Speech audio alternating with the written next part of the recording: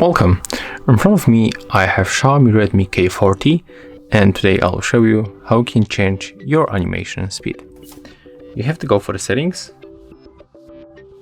find About Phone, find Emotion UI version, and click on it a few times.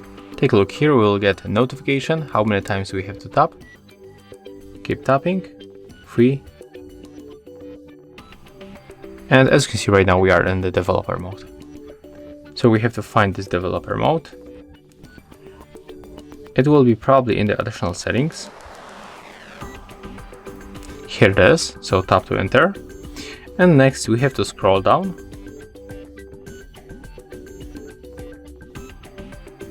until we find the window animation scale.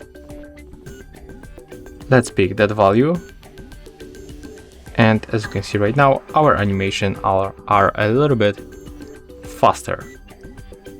So that's how it looks. If you find this video helpful, remember to leave a like, comment and subscribe to our channel.